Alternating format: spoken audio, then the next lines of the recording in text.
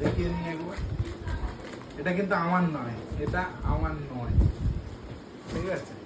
এবার আনবক্সিং করবো।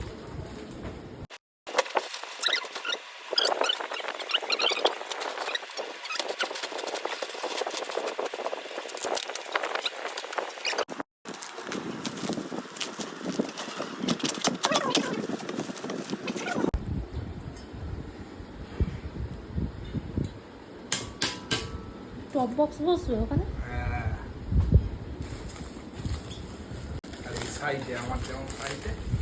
কিন্তু এটা মনে হচ্ছে না ভালো, কোয়ালিটি ভালো।